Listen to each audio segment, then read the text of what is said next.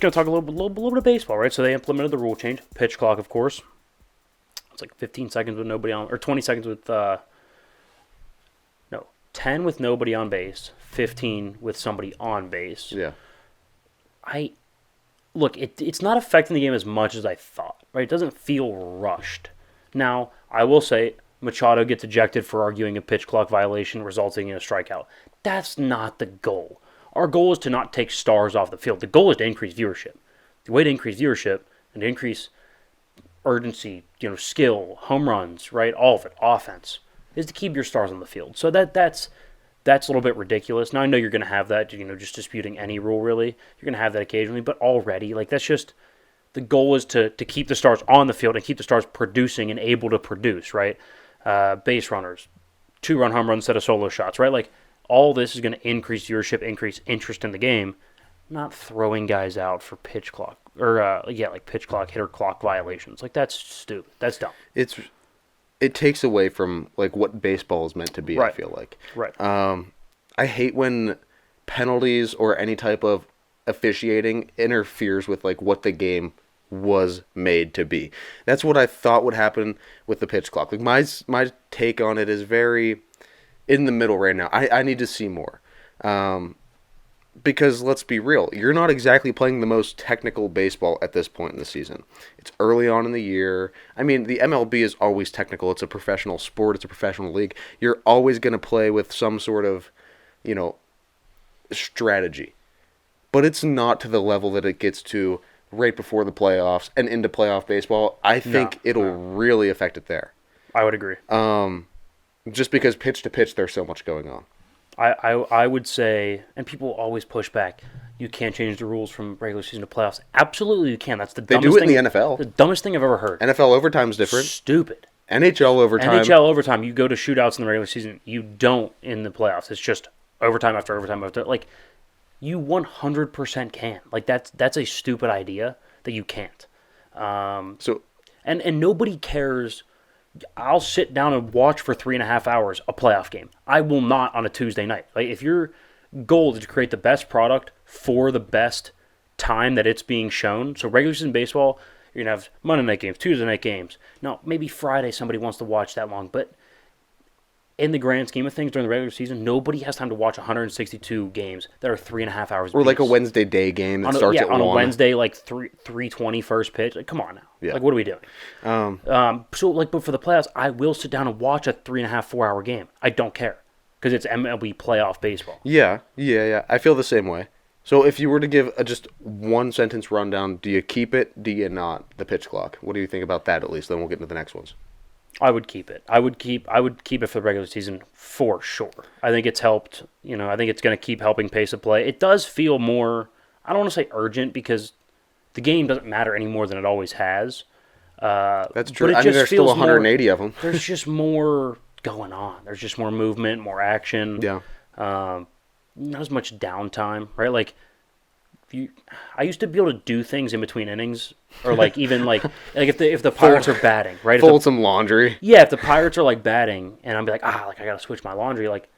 You could do that while they were fielding or whatever, while the other team was hitting, and you're I can miss that. That's fine. I'll switch my laundry, fold that one. You know what I mean?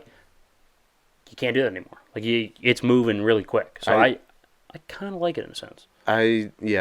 I would say keep it, but for the playoffs, absolutely not. I agree. I will say the last thing towards that, though.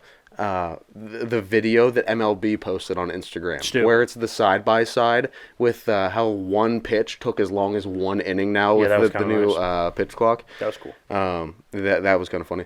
But, okay, second thing. So this one I don't feel like is as big of a deal, but the bases. The bases are bigger. How does that affect anything? See, I love that. I love that. That to me is a slam dunk. You think so? Yeah, it adds a couple inches on. Why? I don't know. What does it increase?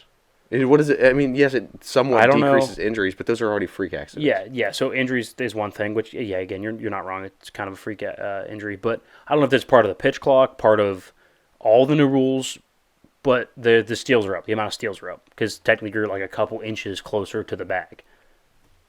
Now, does that play much of a factor? I don't know. But, it is a bang-bang play. It can be decided by a couple inches sometimes. So, it's Is that maybe the reason they're up? I don't know if it's just that or if it's all of them combined. But I think the purpose was twofold. One, to increase safety for the players, and then also two, to increase stealing and like activity on the bases. I think it's done both. So I mean we like that. We like that. I like steals. I like the cat and mouse between catcher runner. I enjoy that. So yeah. Yeah, I just don't see like much of a.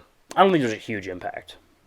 I just get. I don't think there's a huge impact. I just don't think it matters that much. I mean, it's a couple inches here and there on the bag, so it's not that significant. In I my feel like eyes. that's the smallest of the three. Yeah, 100%. Okay, last one. So the shift is gone, at least in the infield. Now we're seeing guys in the outfield move around. I don't think that matters as much. I don't think that like influences the game as much as the infield being completely shifted one way. No. Because I mean, it's not exactly an easy thing to do to get the barrel something up in the MLB and push it into the outfield. So, I agree. ground balls I are don't think usually it's- more prevalent, so the infield shift, I think, would make more of a difference. I've always been a supporter of the shift. Interesting. As long as we've had this show, I think we've had this debate 2 or 3 times. Yeah. And every single time I say, if you're an MLB player, you should be able to directionally hit the baseball. It's something that you learn when you're 12 years old, playing AAU baseball. Even how to hit an inside pitch to right field if you're a righty, or to Interesting. left field as a lefty. You should be able to sit long enough and push the ball wherever you want. I mean, you do it every time on a hit and run. On a hit and run, that ball's supposed to be hit hard on the ground between first and second base. I'm not going to tell you you're wrong. Hit behind the runners. And Yeah. it's something that every MLB player can do. So if you are a type of guy that hits to the left side of the infield 9 out of 10 times, well, that's kind of on you as the hitter.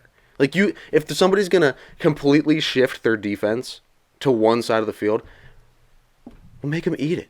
Sit back on it and push to right. Or if you can't pull a ball, start your swing a little earlier, contact a little further out than you normally would in front of the plate, and pull it. Like, you know how to pull a baseball. You know how to push a baseball if you're in the MLB. I don't think you're wrong. For maybe the sport's sake, like purist, just looking at it from a sport level, I would probably agree with you. But from a product level, I would think that the shift is going to help the product of professional baseball. I think at the end of the day, and the NFL is really good at this, is, yeah, it's a sport, but also, like, the only reason that we're able to do this for a living, as a league, as players, as coaches, is because it's a product, and we get paid for people to consume our product. So, like, it's great that it's a sport, and we do want to keep mostly the sport. But at the end of the day, like, we got billions of dollars on the line here because people are consuming our product, so we need to make it the best product within these guardrails that we've set for the sport. And I think the shift is within the guardrails, the acceptable guardrails for it's a tweak, not a change in the sport that'll benefit the product. So I don't mind it. I mean, yeah, you don't really notice a huge difference in There's not a play huge- because yeah, it's not a how huge often does a shift really happen? You have a couple guys every One single guy year. in order, maybe 2 guys in order That's why I didn't mind per it. 9. I feel like that. So just looking at the MLB as a whole now, so you have out of 3 rule changes, I think 1 was effective.